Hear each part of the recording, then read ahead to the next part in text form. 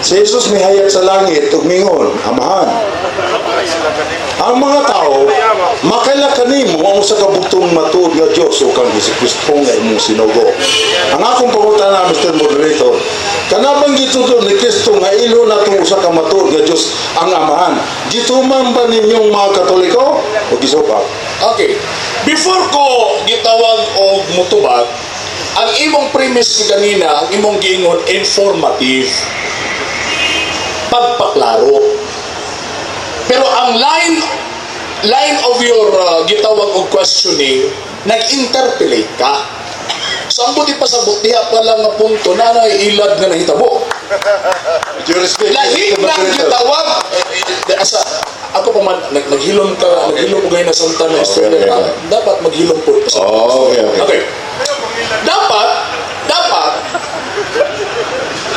sa pag-ingon pa lang nimo nga dili ni discussion, pero the fact na ang imong pangutana interpellation o nag-cross-examination, nagpasabot na nga naghimo ka lang o pamaagi aron dili makitaan ang imuhang gitawag o pamaagi sa pagpangila. Binitikwil nga rason. Okay, tumagon na kayo imong pangutana. Sa nawa, Mr. Moderator, Mr. Moderator, I would like to... ano pa ang panahon ang Moderators bill. Charge mong ko kasako. Kung informasyon na ako, Moderator, please. Moderators bill. Okay. Kining gidawat ang pangutana. Okay. Excuse me. Okay po. Gidawat ang pangutana is a major premise. Okay? So, 1:17. Would you agree? Dawaton ba nimo nga ang Amahan bugtong matuod nga Dios? Okay. Major premise. Ni ay gitawag og tubag ko, Mr. Moderator. Ginamit ang San Juan 17:3. Nga wa gyud niya gipadayon og apil ang anak. Padayon. Ang isulti ni Kristo nga makailaw ta sila kanimo Amahan ang bugtong matuod nga Dios. Yang Jesucristo! With your state, Nga ayaw sa lagi Ito, kinakuna, nagkatulong sila ako. Moderator's view. Ang mag-ating pangutana, kompleto ang iyong pangutana kay dili dawaton sa speaker ang iyong major. Salamat, Moderator. Mada ko pangutana, Mr. Speaker. Sa Juan 17:1-3, namulong atong Ginoong Jesucristo diha. Si Jesus may at sa langit, tumingon, Amahan. Ang mga tao, makailakan ni mga usa ka bugtong matuod nga Diyos. Kang Jesucristo nga imong sinugo. Ang pangutana, dito man ba ninyong mga Katoliko, ang dito ni Kristo nga usar gid ang matuod nga Diyos ang Amahan? Tubag! Gituman namo ang gitudlo sa balaang kasulatan nga na ay bugtong Dios nga Amahan o kanang Jesucristo nga bugtong Dios anak. Palot ko pangutana, mao na Diyos ninyo karon, isa lang Amahan, bugtong. Tubag! Sumala pa ni Ginoong Jesucristo. Sumala sa sulat, ako o ang akong Amahan o sara kami. Alo. Pagtulunan ninyo ba ng inyong Diyos? Amahan, Anak, Espiritu Santo. So, yung pagtuman na. Baka kanyo ang mga tao? Okay, niay tubag ko. Unsaon na mong pagpamakat na nakasulat man sa gitawag o Biblia. Ang bagakon, kanto mga tao nga nakakita ng nakasulat, apan na yung yapagwa, mura mag-uwak, nakatangag na wa, gahapoy isulti. O ganang iyong kahintungan, kanya nyo na tulo. Sobra kita. Balik! Amahan naman Santo ang sa Biblia. Isa lang. Balik! Naaba sa Biblia ng tulo. Tubag! Dili na may ruputan na ba?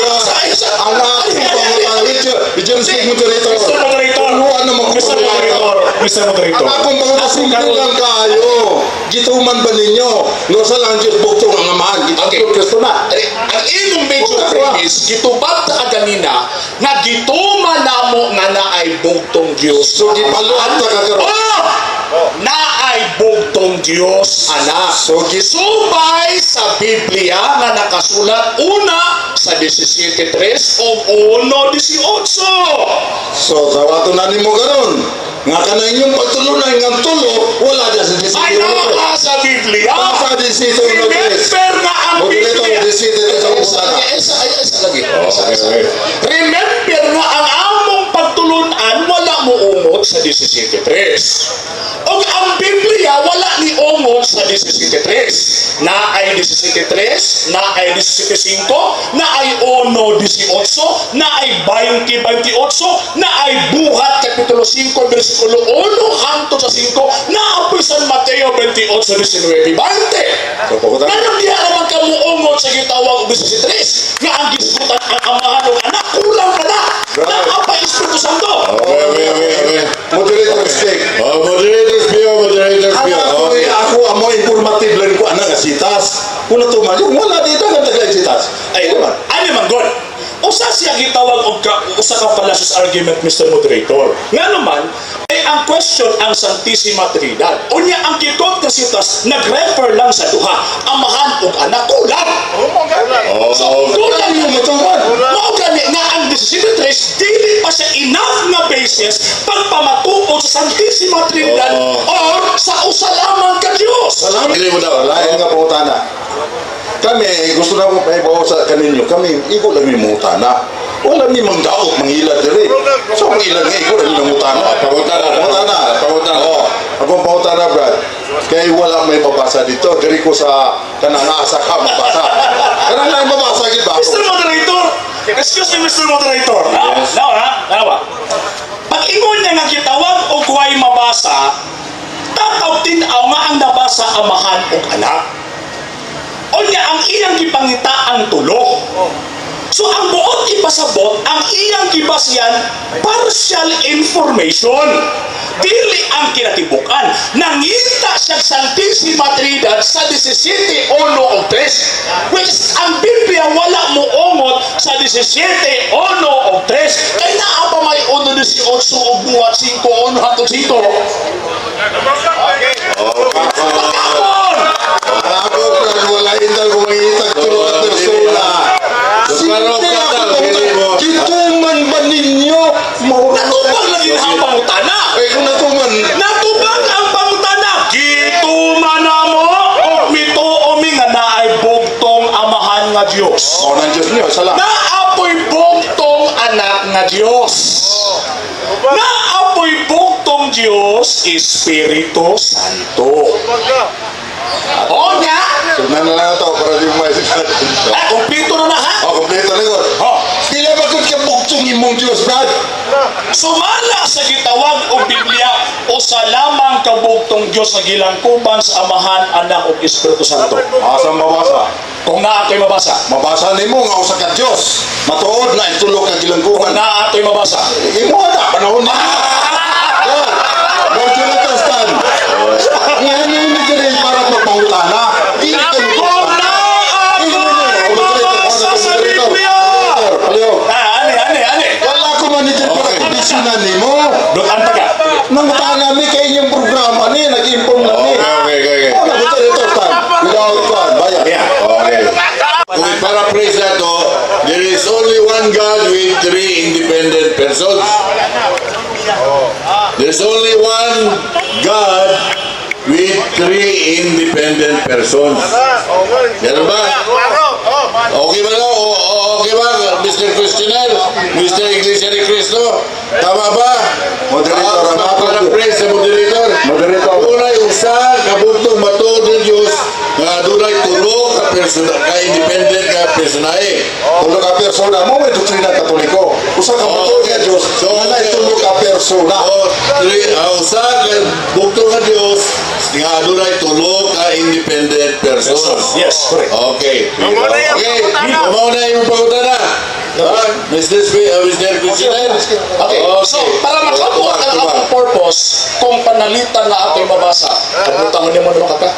Brad, ingan nila yung pinilo, Judas King. Moderator na sayo tingala na. Moderator niya ni Midori, kaya nag-request mo mangutana. Wala rin man din para pang papudisyon ni. Moderator, Stan, muli baya. Sige na. Ito, speaker. Okay, depende ha. Ang moderator may musulti, ang moderator sa dili ikaw. Oh, so, depende kung dawato ng hagit o dili. Dawato ng hagit, dili. Dato nila. Moderator, wala ko manilagi dili. Para ako ko. Dili siya. Sabiot ka mo, anak. Mutubag siya. Ano Dili siya. yung imbitaw sila kisay mangutana? Oh, moderators biya. Mutubag, dili siya buo. Dawat ng hagit. Okay. Mutubag, dili siya buo. Dawat sa kundi condition. Okay. So, ang buot ipasabot, kay dili man madawat ang hagit, naa siyang unang-una, nga naa dyan pinabasa. Lima mo na. Kay kung nakanasayod siya nga wala ko'y mabasa, sundan ko niya. Pero kapag nakanasayod siya nga wala ko'y mabasa, dili ka wala ko ang challenge. Okay. Karon sundon ako ang Katoliko nga gitawag og presentation mahitungod sa usa lamang ka Dios. Kay tawag anang konman kanang di makagusto nga ako ang masahol. Di man ka muhamudawat sa kondisyon. So ang among pagtuo ni, ulat sa. Yeah, ang among pagtuo mo ni. Catechism of the Catholic Church number 253 nag-ingon. The Trinity is one. We do not confess three gods, but one God in three persons, the consubstantial Trinity. Mao na ang among pagtuo. So, naay usa ka Dios, usa lang ang among gitukuhan nga Dios nga gilangkupan sa tulo ka persona, Amahan, Anak ug Espiritu Santo. Question, naa ba sa Biblia ang Amahan, Anak ug Espiritu Santo? Na tawagong triune God, naa sa Biblia. San Mateo 28:19. Letra por letra mabasa na. Bugtong Diyos lang ba ang Amahan? Yes! Bugtong Diyos lang ba ang Anak? Yes! Bugtong Diyos lang ba ang Espiritu Santo? Yes! Pila ka Diyos? Sama ka ng utanang pila ka tubig nga naas tulog ka botilya. Usa lang ka tubig atang tulog ka botilya. Sa samang pagkaagi, we believe in one God in three divine persons. Mura pag mangga, panit, unod, liso. Kanang panit, mangga. Kanang unod, mangga po. Kanang liso, mangga po. Di ka pwede mo yung tulo na kamangga. Usara ka mga gilangkupan sa tulo. Maupo na nga mo pagtuo. Okay. Ipasa man nimo tong sa Biblia nga, one God and triune. Oh, so ito yung ibasa itong sa Biblia na, yung nanas Biblia na. No. Sige na, huwag sa dami. Kung naa kayo mabasa, Ito yung ibasa yung sa lang. Ano makita sa mga Gigintok na nato ay kayo masa. Hindi ko na diya. Oh, tanawa. Dito sa dito ng muno. Dito, rangutana lang. Oh, ili ko rangutana, adili ko mabasa. Dili ko mabasa. Pili mo dapat. Panahon na yung speaker ka mo. Ano ba na? Giklaro lang ako ba? Unsa na ito nga. Ano man God? Oh. One God, triune God. Ito, triune. Diskumpiyado magud ka na to. Oo, ka, nagipalap na ko. Tama nga nangutana ka. Pero tama po, di kitang duha magbasa. Sige na, basa na. Basa na to, no? Hindi kayo lang kaya si Mua. O sa sitas. Tanawa ninyo, ha? Kaya ako mauta na, tulog ang persona. Sige. Okay. So muna, gapangutana. Ikaw na basa. Murag ungot. Ungot. Ang pangutana ang tubag. Matthew 28. Verse 19. Oh, go out and make disciple in all the nation. Ceremonially was them through baptism in the name of the Father, in the name of the triune God, Father, the Son. Oh, tanawa, pudrito stand.